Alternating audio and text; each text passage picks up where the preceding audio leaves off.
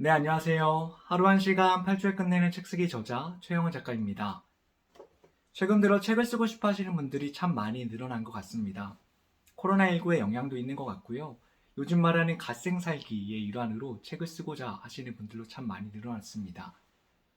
제가 책 쓰기 강의를 시작한 지 올해로 4년 차가 되다 보니 책을 쓰고 싶어 하시는 분들을 참 많이 만나게 됩니다.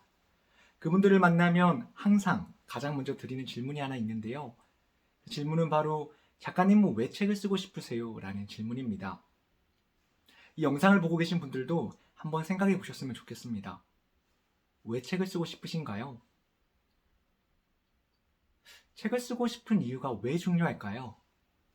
책을 쓰고자 하는 이유가 중요한 이유는 바로 왜 책을 쓰고 싶은지에서부터 어떤 책을 어떻게 쓸지가 결정이 되기 때문입니다. 사이먼 시넥이라는 사람이 테드 강연에서 위대한 리더는 어떻게 영감을 주는가라는 주제로 강연을 한 적이 있습니다. 제가 참 좋아하는 강연인데요. 그는 강연에서 사람들에게 영감을 주는 일에 성공한 사람들은 모두 why, how, what 순서로 일한다라고 말했습니다. 저는 책을 쓰는 일 또한 사람들에게 영감을 주는 일의 하나라고 생각을 합니다. 한번 생각해 볼까요? 우리는 책을 읽으면서 위로와 공감을 얻기도 하지만 영감과 도전을 받기도 합니다. 그래서 독자들의 사랑을 받는 책을 쓰는 사람들은요, 모두 나는 왜 책을 쓰고 싶지? 부터 시작해서 어떻게 책을 쓸지, 나아가 어떤 책을 쓸지의 순서로 고민을 합니다. 반면 독자들의 외면을 받는 책을 쓰는 사람들은 어떨까요? 정확히 이와는 정반대 길을 걷습니다.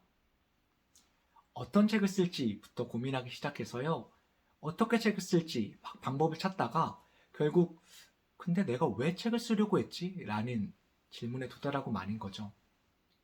그래서 저는 여러분이 책을 쓰고자 하신다면 어떤 책을 쓸지 이전에 나는 왜 책을 쓰고 싶은지부터 꼭 고민해 보셨으면 좋겠습니다.